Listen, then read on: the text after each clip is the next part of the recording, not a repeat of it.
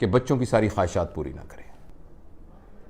घर के अंदर एक, जिसे हम कहते हैं ना, जो आप लोग SOP कहते हैं, स्टैंडर्ड ऑपरेटिंग प्रोसीजर्स, और एक TORs कहते हैं, टर्म ऑफ रेफरेंसेस।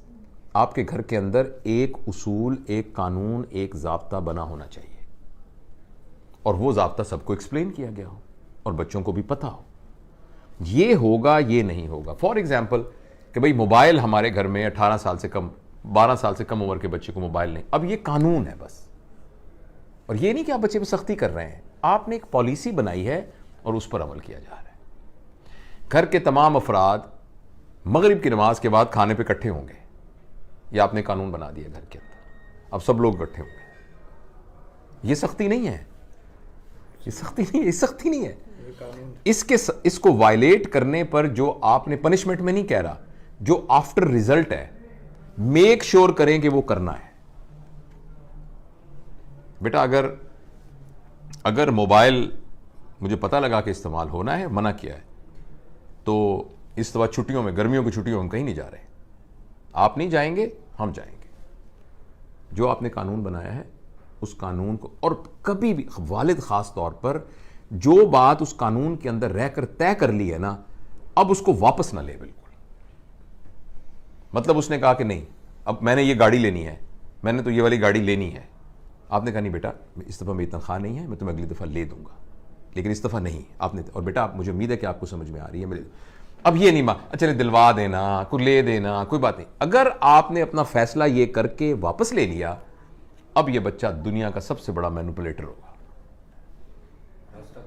सारी जिंदगी झूठ बोलेगा, मैनिपुलेट करेगा आपको।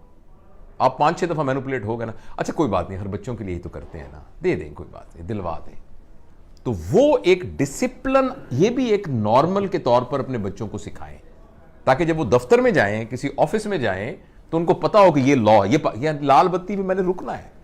रात का 1 बजा यार, कोई भी नहीं आ रहा, तुम अकेले क्यों? उसने नहीं रुकना है, क्योंकि घर से उसको पता है कि जब कानून तोड़ते हैं तो फिर कानून वापस नहीं होता।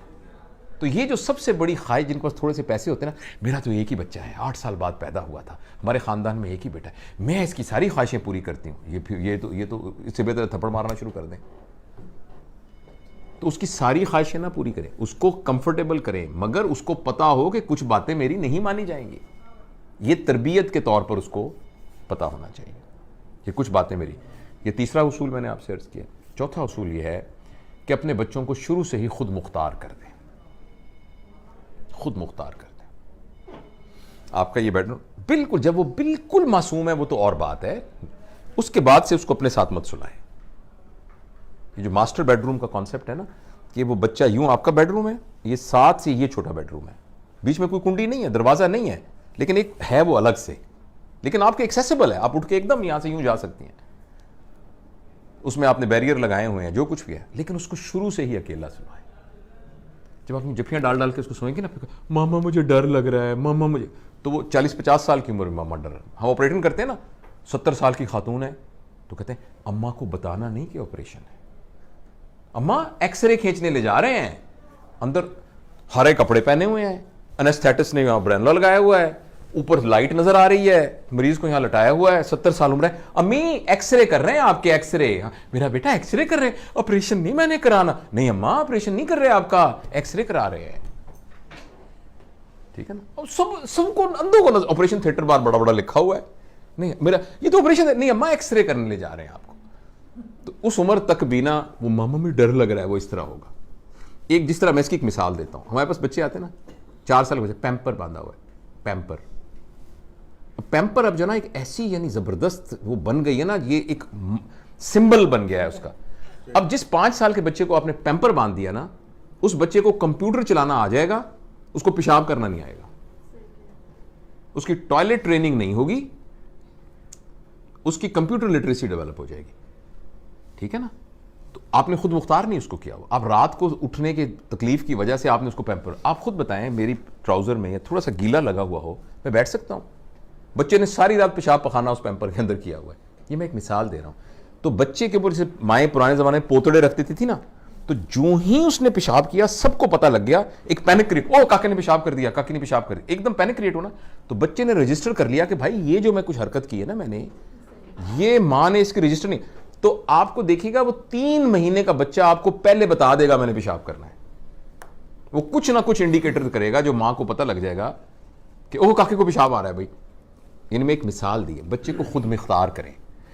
बहुत जल्दी बच्चे को कपड़े इस्त्री करना सिखा दें, बहुत जल्दी बच्चे को कपड़े धोना सिखा दें, बहुत जल्दी बच्चे को कुकिंग, लड़का हो या लड़की हो, उसको कुकिंग सिखा दें, बहुत जल्दी उसको अपनी चादर को तय करना सिखा दें। बहुत जल्दी जब आप सफ़र में जाएं ना, तो आपका एक हैंड बैग है ना, तो उसको एक अलग से हैंड बैग दें, चाहे उसमें उसकी गुड़िया पड़ी हो लेकिन वो बच्ची यहां करके अपना हैंड बैग उठाए, पीछे ना बैग जो बैग रैक सैक होता है वो पीछे उठाया हो उसने, उसमें कुछ भी नहीं है, गुड़िया है और ऐसे उसने 5 रुपए रखे हुए हैं उसके अंदर, लेकिन उसको ओनरशिप हो कि ये मेरा बैग है। उसको खुद मुख्तार करें। मेरी वालदा जो है, याद है तुम्हें? तो मेरी वालदा जो थी वो बहुत पढ़ी लिखी नहीं थी, लेकिन मैं अपनी वालदा की हमेशा मिसाल देता हूँ। मैं अकेला माँ बाप का बेटा, एक मेरी बहन है बस। तो मेरी माँ और मेरी बहन के साथ भी उन्होंने ये किया कि मुझे नहीं याद कभी उन्होंने मेरे जूते बेटा खुद पॉलिश करने। अभी भी हमारे घर में अल्हम्दुलिल्लाह मुलाजिम है, जो चलो शुक्र अल्लाह का कि अल्लाह ने वो दी है, लेकिन मुझे ना तकरीबन लगता है कि जैसे उल्टी आ जाएगी अगर मेरे जूते को हाथ लगा ले, क्योंकि ऐसी मेरी प्री कंडीशनिंग मेरी माँ ने, जूते को बेटा कोई और हाथ नहीं लगाएगा। दूसरा, मैं अब अकेला हूँ, माँ मेरी हेल्दी फर्स्ट क्लास, कि अच्छा बेटा ऐसा है, मैं ज़रा ये खाना पकाती हूँ, तुम ये ज़रा 4 प्लेटें धो लो, तुम ज़रा सब्ज़ी काटो, मैं ज़रा ये करती हूँ। ये मेरी माँ ने मेरे साथ ऐसे किया। तो मैं उनको, अल्लाह गरी के रहमत करे। तो बच्चों को खुद मुख्तार कीजिए, इंडिपेंडेंट कीजिए, अपना काम खुद करें। जब आप बाजार में जाएं तो उनको कहें सौदा खुद लें, उनको डिसाइड करने दें। अच्छा, इस सारे में वो गलतियां करेगा और वो सबसे बड़ी अपॉर्चुनिटी होगी उसके सीखने की।